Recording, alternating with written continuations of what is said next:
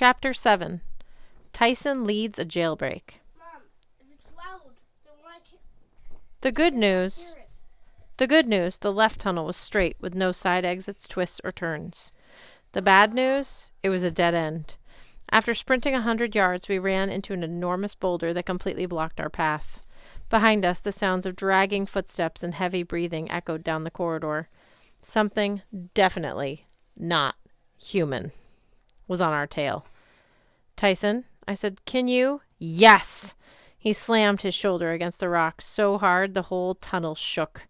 Dust trickled from the stone ceiling. Hurry, Grover said. Don't bring the roof down, but hurry! The boulder finally gave way with a horrible grinding noise. Tyson pushed it into a small room, and we dashed through behind it. Close the entrance, Annabeth said. We all got on the other side of the boulder and pushed. Whatever was chasing us wailed in frustration as we heaved the rock back into place and sealed the corridor. We're trapped in, I said.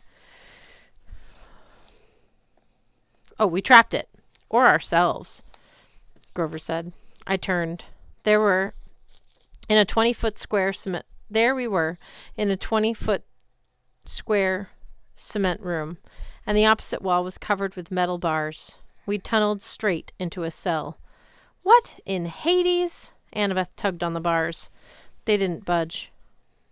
Through the bars we could see rows of cells in a ring around a dark courtyard, at least 3 stories of metal doors and metal catwalks. A prison, I said. Maybe Tyson can break... Shh, said Grover. Listen. Somewhere above us, deep sobbing echoed through the building. There was another sound, too, a raspy voice, muttering something I couldn't make out. The words were strange, like rocks in a tumbler. What's that language? I whispered. Tyson's eye widened. Can't be. What? I asked. He grabbed 2 bars on our cell door and bent them wide enough for even a cyclops to slip through. Wait! Grover called. But Tyson wasn't about to wait. We ran after him. The prison was dark. Only a few dim fluorescent lights flickered above. I know this place, Annabeth said. This is Alcatraz. You mean that island near San Francisco? She nodded. My school took a field trip here. It's like a museum. It didn't seem possible that we could have popped out of the labyrinth on the other side of the country, but Annabeth had been living in San Francisco all year, keeping an eye on Mount Tamalpais across the bay. She probably knew what she was talking about. Freeze! Grover warned. But Tyson kept going. Grover grabbed his arm and pulled him back with all his strength. Stop, Tyson! He whispered. Can't you see it? I looked where he was pointing, and my stomach did a somersault. On the 2nd-floor balcony across the courtyard was a monster more horrible than anything I'd ever seen before. It was sort of like a centaur with a woman's body from the waist up, but instead of a horse's lower body, it had the body of a dragon. At least 20 feet long, black and scaly, with enormous claws and a barbed tail. Her legs looked like they were tangled in vines. Then I realized they were sprouting snakes. Hundreds of vipers darting around, constantly looking for something to bite. The woman's hair was also made of snakes, like Medusa's. Weirdest of all around her waist, where the woman part met the dragon part, her skin bubbled and morphed, occasionally producing the heads of animals. A vicious wolf, a bear, a lion, as if she were wearing a belt of ever-changing creatures. I got the feeling I was looking at something half-formed, a monster, so old it was from the beginning of time, before shapes had fully defined. It's her, Tyson said. Get down, Grover said. We crouched in the shadows, but the monster wasn't paying us any attention. It seemed to be talking to someone inside a cell on the 2nd floor. That's where the sobbing was coming from. The dragon woman said something in her weird, rumbling language. What is she saying? I muttered. What's that language? The tongue of old times, Tyson shivered. What Mother Earth spoke to the Titans, and her other children, before the gods. You understand it? I asked. Can you translate? Tyson closed his eyes and began to speak in a horrible, raspy woman's voice. You will work for the master or suffer. Annabeth shuddered. I hate it when he does that. Like all Cyclopses, Tyson had superhuman hearing and an uncanny ability to mimic voices. It was almost like he entered a trance when he spoke in other voices. I will not serve, Tyson said in a deep, wounded voice. He switched to the monster voice. Then I shall enjoy your pain, Briars. Tyson faltered when he said that name. I'd never heard him create character when he was mimicking somebody, but he let out a strangled gulp. Then he continued in the monster's voice. If you thought your first imprisonment was unbearable, you'll have to feel true torture. Think on this until I return. The dragon lady tromped toward the stairwell, vipers hissing around her legs like grass skirts. She spread wings that I hadn't noticed before, huge bat wings. She kept folded against her dragon back. She leapt off the cat rock and soared across the courtyard. We crouched lower in the shadows. A hot, sulphurous wind blasted my face as the monster flew over. Then she disappeared around the corner. Horrible, Grover said. I've never smelled any monster that strong. Cyclops' worst nightmare, Tyson murmured. Campy. Who? I asked. Tyson swallowed. Every Cyclops knows about her. Stories about her scare us when we're babies. She was our jailer in the bad years. Annabeth nodded. I remember now. When the Titans ruled, they imprisoned Gaia and Oronus' earlier children, the Cyclops and the Hectonhares. The Hecka what? I asked. The 100-handed ones, she said. They called them that because, well, they had 100 hands. They were elder brothers of the Cyclopses. Very powerful, Tyson said. Wonderful, as tall as the sky. So strong they could break mountains. Cool, I said, unless you're a mountain. Campy was the jailer, he said. She worked for Kronos. She kept our brothers locked up in Tartarus, tortured them always, till Zeus came. He killed Campy and freed Cyclopses and 100-handed ones to help fight against Titans in big war. And now Campy is back, I said. Bad, Tyson summed up. So who's in that cell? I asked. You said a name. Brares! Tyson perked up. He's a 100-handed one. They're as tall as the sky and... Yeah, I said, they break mountains. I looked up at the cells above us, wondering how something as tall as the sky could fit into a tiny cell and why he was crying. I guess we should check it out, Annabeth said, before Campy comes back. As we approached the cell, the weeping got louder. When I first saw the creature inside, I wasn't sure what I was looking at. He was human-sized, and his skin was very pale, the color of milk. George. He wore a loincloth like a big diaper. His feet seemed too big for his body, with cracked, dirty toenails, 8 toes on each foot. But the top half of his body was the weird part. He made Janice look downright normal. His chest sprouted more arms than I could count, in rows all around his body. The arms looked like normal arms, but there were so many of them all tangled together that his chest looked kind of like a forkful of spaghetti somebody had twirled together. Several of his hands were covering his face as he sobbed. Either the sky isn't as tall as it used to be, I muttered, or he's short. Tyson didn't pay any attention. He fell to his knees.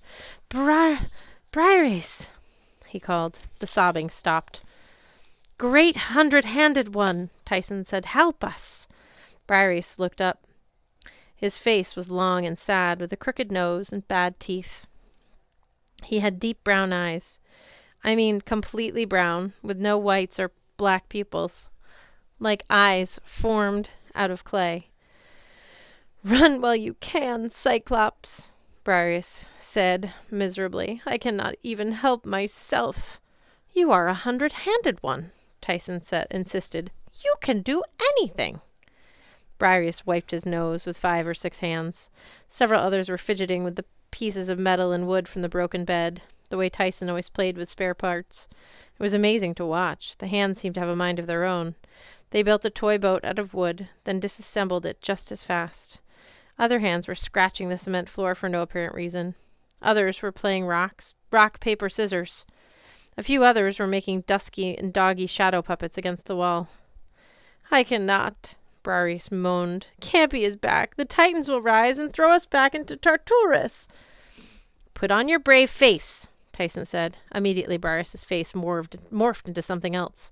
Same brown eyes, but otherwise totally different features. He had an upturned nose, arched eyebrows, and a weird smile, like he was trying to act brave. But then his face turned back to what it had been before. No good, he said. My scared face keeps coming back. How did you do that? I asked. Annabeth elbowed me. Don't be rude. The 100-handed ones have 50 different faces. Must make it hard to get yearbook picture, I said. Tyson was still entranced. It will be okay, Briareus. We will help you. Can I have your autograph? Briareus sniffled. Do you have 100 pens? Guys, Grover interrupted, we have to get out of here. Campy will be back. She'll sense us sooner or later. Break the bars, Annabeth said.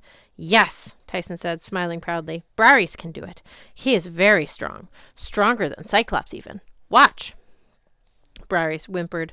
A dozen of his hands started playing patty cake, but none of them made any attempt to break the bars. If he's so strong, I said, why is he stuck in jail?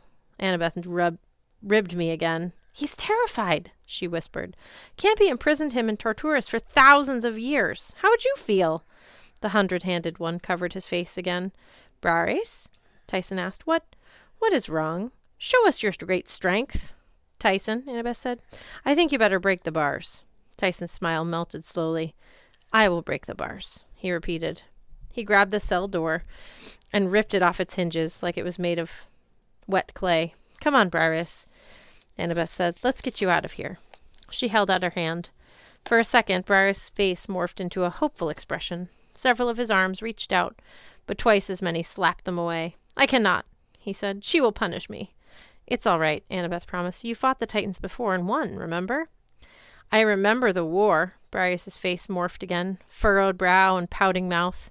His brooding face, I guess. Lightning shook the world. We threw many rocks. The Titans and monsters almost won.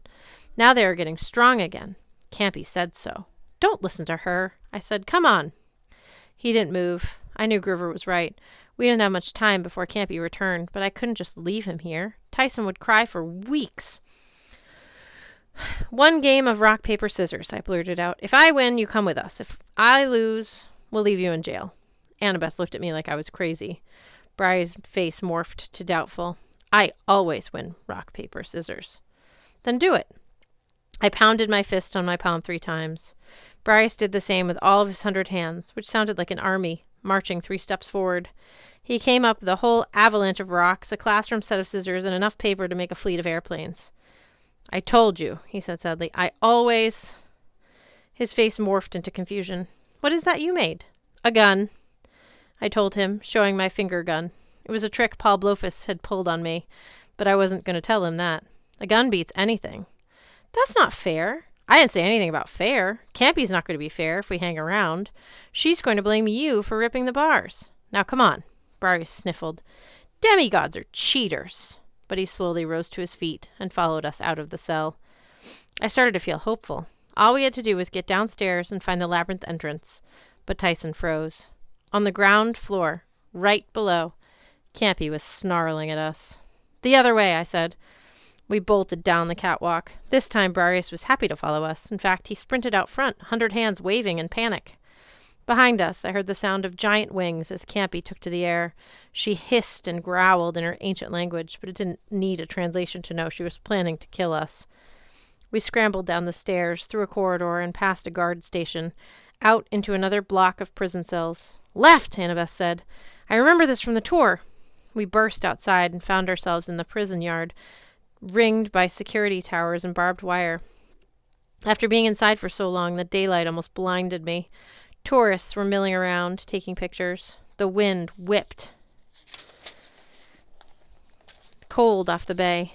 In the south, San Francisco gleamed white and beautiful, but in the north, over Mount Tamalpais, huge storm clouds swirled. The whole sky seemed like a black top spinning from the mountain where Atlas was imprisoned, and where the Titan palace of Mount Othrys was rising anew. It was hard to believe the tourists couldn't see the supernatural storms brewing, but they didn't give any hint that anything was wrong. It's even worse, Annabeth said, gazing to the north. The storms have been bad all year, but that... Keep moving, Briareus wailed. She's behind us! We ran to the far end of the yard, as far from the cell block as possible. Campy's too big to get through the doors, I said hopefully. Then the wall exploded. Tourists screamed as Campy appeared from the dust and rubble, her wings spread out as wide as the yard. She was holding 2 swords, long bronze scimitars that glowed with a weird greenish aura, boiling wisps of vapor that smelled sour and hot even across the yard. Poison, Grover yelped. Don't let those things touch you, or we'll die, I guessed. Well, after you shrivel slowly to dust, yes. Let's avoid the swords, I decided. Braris, fight! Tyson urged. Grow to full size! Instead, Braris looked like he was trying to shrink even smaller. He appeared to be wearing his absolutely terrified face. Campy thundered toward us with her dragon legs, hundreds of snakes slithering around her body. For a second I thought about drawing Riptide and facing her, but my heart crawled into my throat. Then Annabeth said what I was thinking. Run. That was the end of the debate. There was no fighting this thing. We ran through the jail yard and out of the gates of the prison, the monster right behind us. Mortals screamed and ran. Emergency sirens began to blare. We hit the wharf just as the tour boat was unloading. A new group of visitors froze as they saw us charging toward them, followed by a mob of frightened tourists, followed by I don't know what they saw through the mist, but it could not have been good. The boat? Grover said. Too slow, Tyson said. Back into the maze. Only chance. We need a diversion, Annabeth said. Tyson ripped a metal lamppost out of the ground. I will distract Campy. You run ahead. I'll help you, I said. No, Tyson said. You go. Poison will hurt Cyclopses. A lot of pain, but it won't kill. Are you sure? Go, brother. I will meet you inside. I hated the idea. I almost lost Tyson once before. I didn't want to ever risk that again. But there was no time to argue, and I had no better idea. Annabeth, Grover, and I each took one of Braris' hands and dragged him toward the concession stands where Tyson bellowed, lowered his pole, and charged Campy like a jousting knight. She'd been glaring at Braris, but Tyson got her attention as soon as he nailed her in the chest with the pole, pushing her back into the wall.